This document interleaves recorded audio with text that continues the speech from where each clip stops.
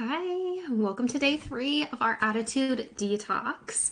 I am so glad you've come here to join me today. If you're watching the replay, you might want to wait like 2 minutes, or not wait, skip ahead like 2 minutes, because I'm going to wait about 2 minutes for people to file in and find the link and get all signed in and everything. So, I'm feeling in much better spirits today because my headache seems to actually finally be gone. Now, like 2 weeks ago, about almost 2 weeks ago, I went to the Sabrina Carpenter concert, and I was joking with my sister that the room was filled with like so much estrogen and everything that she was going to trigger my ovulation, even though like like I was due to start my period the next day. And it was just a joke, but apparently it like screwed with my hormones for real. Because I usually struggle with a menstrual headache on my period and sometimes when I'm ovulating. But here I had the 2 days of the migraine in between menstruation and ovulation, which I never have any kind of weird like stuff going on during then. And I've had like acne outbreaks and stuff too. And it's been wild and I don't fully understand it, but I think that maybe my period was just trying to link with every single woman in the room and it didn't know what to do. It was a fun night though. And I'm glad that now we're on day 3, so the headache is pretty much gone. I can still feel it like trying to linger, but it's not. It was making me want to puke on day 1. Last night was pretty tough too, so definitely feeling better. I feel like I've got so much more energy now. It feels so good. And I hope you're all feeling really good and really great too. Okay? Okay, we gave it 2 minutes, so I'm gonna go ahead and jump in. And if anyone joins late, you know what to do. Just go back and watch the replay afterwards to catch up on what you've missed. All right, so today we're talking about gratitude in stressful moments. Now, this is gratitude that actually works. Okay? I was very much, what's the word? I was not into gratitude at the beginning. Like, I shunned it. I wrote it off. I was just like, it's not. It doesn't do anything. Every time I try to do gratitude in the morning, it never does anything. I forget to do it in the morning, and then I just feel bad about myself later because I didn't do it. And I hadn't really had anyone explain to me what gratitude was or how to really feel it or how to actually use it to hack my life and to hack my brain and to adjust my attitude. I was very much living in irritability, very much living in resentment, very much living in a lack mindset where I really just felt like nothing good could ever go my way. Very pessimistic. But I wanted change. I just didn't know how to find it. And then I discovered how to actually use gratitude. And oh my goodness, it has literally changed my life. It has very much saved my life. I can talk for hours on the topic of gratitude, and I think a lot of you probably have heard me. I've done multiple podcast episodes, I've done videos, I've done master classes. In fact, we just talked about gratitude in the membership in one of our sessions for the Happy Mom Brain, where we dug deep into this, which if you are in the membership, you get a digital copy of this, which you can print yourself, or you can always message me and I will get you a discounted copy so you don't have to buy it directly from Amazon. You can buy directly from me and I will give it to you cheaper than Amazon will. Anyways, yeah, so the last 2 days we talked about taking care of our basic needs on day 1, and we talked about romanticizing our routines on day 2. All right, and building on this, we're going to talk about gratitude. Are you ready? A quick Google search gives you the benefits of gratitude, and I will rattle off just some of these for you right now because there are so many. Like gratitude is something that has really been talked about and really been enforced in so many, religions and through philosophy and through psychology, and gratitude has been this kind of constant foundation through our written history of humanity. So like it's the real deal. It's not It's not some modern day buzzword. It's not some new thing that we've discovered. But I am always into finding new ways of like tapping into that feeling, new ways of really being in a grateful spirit. Um, because obviously, as I have said before, and I've been very adamantly against just waking up in the morning, writing down 3 things you're grateful for, and then moving on with your day and forgetting about them completely. If that works for you to wake up and write them down, and then if you're the kind of person who will keep thinking about it all day long, then absolutely that can work for you. But I'm the type of person who would wake up and either forget to do it and then feel bad about it later when I remembered, or the type of person who would do it and then forget about it completely, which doesn't really help you throughout your day, right? And I'm here to help you throughout your day to feel that gratitude, to get into that abundant kind of mindset, not that lack mindset. We want to believe that good things are coming to us, that good things happen to us. We want to see all the good things in our life. We don't want to be constantly looking at what we don't have. All right. I mean, gratitude is a remedy to comparison, which is a thief of joy. So many things. Anyways, quick Google search of gratitude benefits tells you that it improves your mood. Gratitude can make people happier and more satisfied. Reduce stress. Gratitude can help calm the nervous system and reduce stress hormones. Better sleep. Gratitude can improve your sleep. Improved physical health. Gratitude can improve immunity and reduce chronic pain and disease. Deeper relationships. Gratitude can strengthen social ties. Better mental health. Gratitude can reduce depression, anxiety, and suicidal thoughts. I can vouch for that 100%. When I say gratitude saved my life, that's what I mean right there. Enhanced cognitive flexibility. Gratitude can improve neurological pathways that foster well-being. Increase self-esteem. Gratitude can increase self-esteem and reduce social comparisons. Fewer common health complaints. Gratitude can reduce common health complaints like headaches, digestion issues, and respiratory infections. For real, gratitude is like, it's the thing. Google also says that practicing gratitude can involve celebrating the present. We all know that, right? Like that's like top of mind when you think about gratitude. But also, gratitude can involve blocking toxic emotions like envy, resentment, and regret. That is a lot about what this week is. The attitude detox. It's about getting rid of those toxic kind of emotions and overpowering them with something greater. And that's why we're talking about taking care of yourself. We're talking about making the little things you have to do something you can be in love with. And then we're talking about gratitude. And we're going to go on. We have 2 more days, too, more to add on to it. But, you know, getting rid of that resentment, like getting ready for the holidays. I mean, if we're getting ready for Thanksgiving and we're sitting there cleaning the house and we're trying to get the kids to help out and we feel like our husband's never around to help because he's actually at work making all the money to do everything. And like, you know, maybe your dynamic's a little bit different, but it's easy to start building up this resentment like, oh my gosh, I'm the only one doing everything for everyone else. Gratitude. Gratitude. That's why this week is preceding Thanksgiving in the US, getting into all the Black Friday, the Christmas shopping, like everything just kind of picks up next week everywhere, you know, where you've got all the deals and everything in the outside is pushing for you to do more. Prepare for Christmas parties, get all the food in line. You have to make this big Martha Stewart level dinner and you have to, you know, wrap all the presents and you need to wrap all the presents so that they look like snowmen or a train or something really fun. And there's so much out there that just kind of really picks up a lot next week and it gets really heavy and it gets this like, you're not a good mom if you're not doing all these things. You are a great mom. You can do the bare minimum. The bare minimum. You don't have to do things like everyone else. These things out there, if you look at them as optional ideas, fantastic. Do what feels good for you, for your family. And that's why this week is preceding next week, right? But also they say practicing gratitude can involve writing about things you are grateful for. That's one that I turn to very often is the journaling for gratitude. And I have a special like way of doing that too.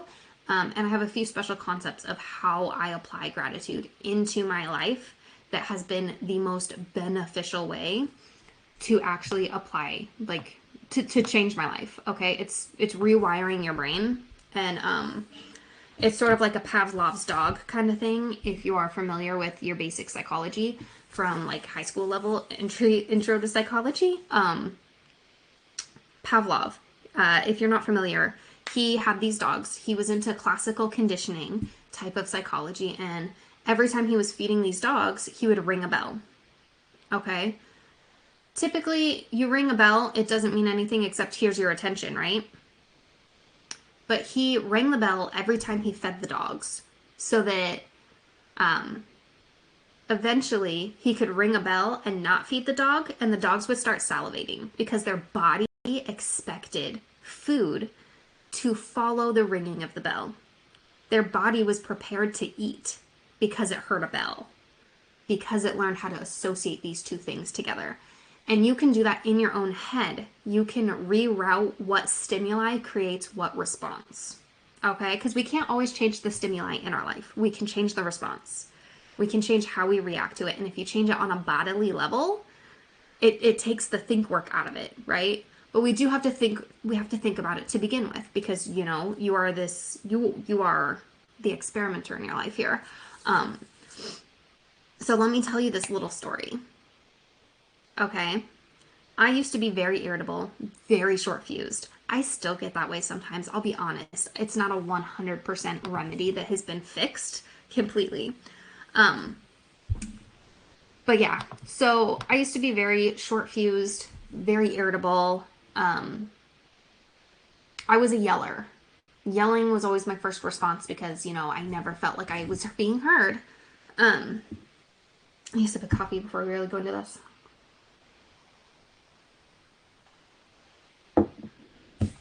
Okay, so let's rewind. This story takes place when my youngest kid is 1 year old. So I have a 1, a 3, and a 5-year-old, an autistic 5-year-old. So he does not know how to sit down. Okay. My kids were really full of energy, all kind of feeding off each other, all bouncing off the couches. They were doing a lot. Okay. And then we lived on a piece of property, and it was great when I could send them outside. But I couldn't do that all the time. And sometimes they were just inside, and they were a lot, and their toys were everywhere, and dishes were piling up, and the whole environment just felt very chaotic and stressful. It didn't feel good. I was not living like in my best mom power at that time. But I wanted to, and I wanted to make a change. So what I started doing was deciding I didn't want to yell at my kids anymore. I wanted to do something different when I felt like the whole world was going to fall apart. And I have anxiety disorder on top of that. So really, I get what it feels like when it feels like everything is falling apart, even though nothing is. It's a very controllable situation, but you feel completely out of control. I get that. And so what I decided to do was step away. Because I thought, well, you know what? My kids, I can yell at them all day long. They're not going to hear me. When I yell, they hear me less, right? Because all they hear is the yelling. They don't actually hear what I'm saying. They don't actually take it to heart. There's no connection there. My kids don't want to listen to me when all I'm doing is yelling at them. They want to listen to me when I'm on their level and when I'm making a connection with them. And when our relationship is good, that's when they want to listen to me, right?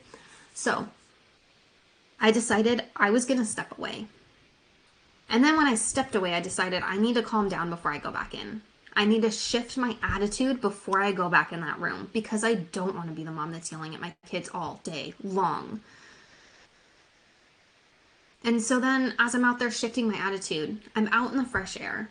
I would just step outside while my kids were inside. I was just standing right on the porch right outside the door. And I would just breathe. I'd breathe in the fresh air. I got into this habit of looking around, thinking about everything that was beautiful.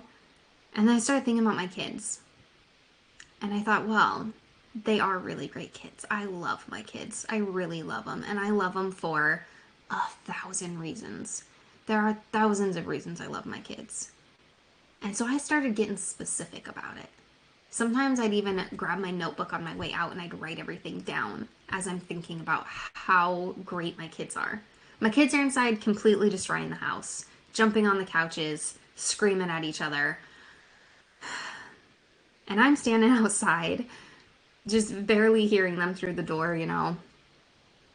And I'm just thinking about all the thousands of ways I love them. And I would write a full sheet of paper, breathing that fresh air outside. So I'm hacking my nervous system in so many ways, and I'm rerouting my brain at the same time. And eventually, I did this for 3 weeks.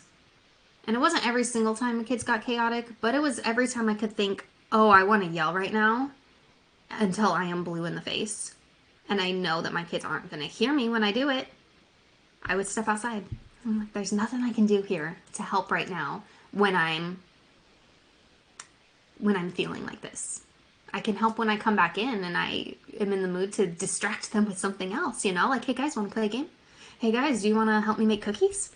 I had to go become someone else to come in and help them from a good place.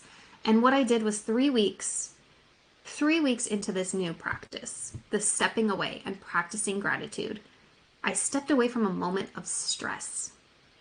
And then I tapped into gratitude. And so what I told my body was stressful situations, gratitude is the response I want to that. And so 3 weeks in, my kid, my youngest, who was 1 at the time, climbs up on the kitchen counter, and I walk into the room just as he throws the coffee carafe that was glass on the ground. It shatters. And I am just overcome and flooded with so much love for him. I grabbed him and I kissed him and I put him down on the couch and I comforted him and told him it's going to be okay. We don't have to be upset about this. And I went and I was sweeping up all that broken glass off the kitchen floor, and it just hit me like, whoa, whoa. That's not the response I expect from myself. I'm not yelling at my kid right now.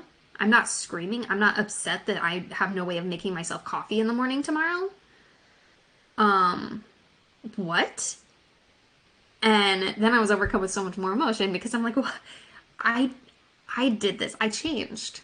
I changed my response. I rewired my brain.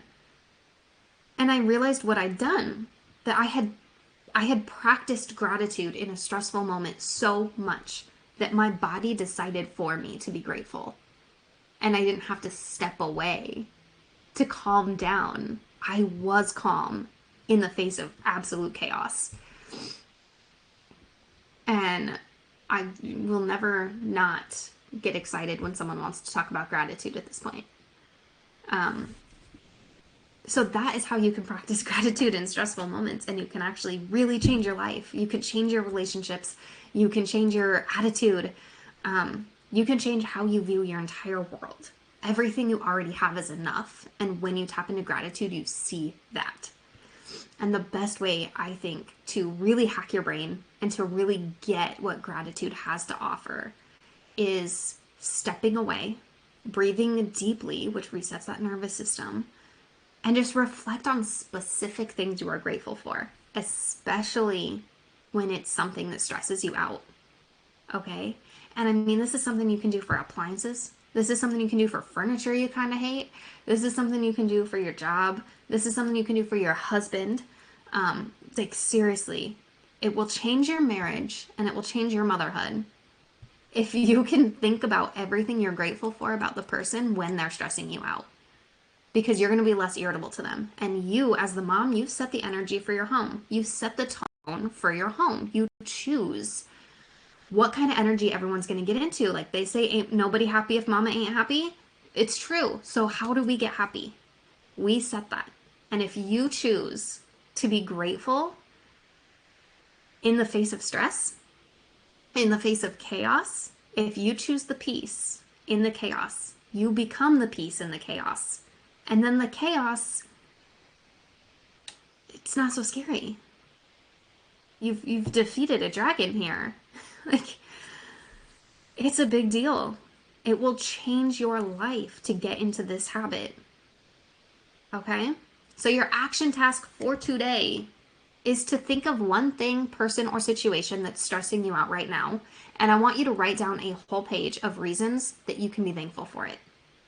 How has this previously perceived negative thing or stressful thing, or maybe thing you love, but oh my gosh, it makes you want to pull your hair out right now. How is that stressful trigger something that you can spin a positive light to? What benefits can you find from it? How is your life better off because it's there? It might be hard, but it's better, right?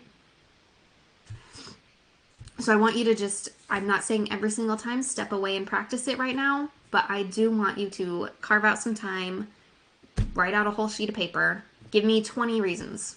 At least 20 reasons why you're thankful for one thing that has previously stressed you out. One thing or person or situation or experience. Okay? And you don't have to share that with the group, but go ahead and share how you feel about doing that. And I'll put a post in the group where you can do that. Also, in the post where I share the replay, I will share with you a 5-minute meditation I found this morning that really felt like it would tie in with this. It's really short, really sweet, really easy, really simple. But it's an everything is working out for me meditation by 5 minutes of meditation on YouTube, and I will share the link directly to it, so you don't have to go search and find. And then also, if you get into the VIP experience, we're going to start in about 9 minutes. At 10:30, we'll have a follow-up call, and if anybody shows up, if you're lucky enough to be the one to show up, you get some one-on-one coaching with me for like half an hour maybe, at least 15 minutes. But last time I had a call, it went for about half an hour. And it was only one lucky lady who showed up, and she got some one-on-one coaching for just the price of the membership that she was already paying for. Pretty sweet deal. But if you also get into that membership, I have a gratitude guide inside the digital vault that will help you take gratitude one step farther. It will help you do some other gratitude practices. And I would so be happy for you to join me over there. And don't forget, the first 10 people who send me a message, a direct message from the membership, I will send you a free planner next week. So I'd love to see some of you guys in there. We've already seen some new faces joining in the membership. And I was really happy and excited to see that too. So I will see you guys again tomorrow, 10 a.m. Pacific time for day 4.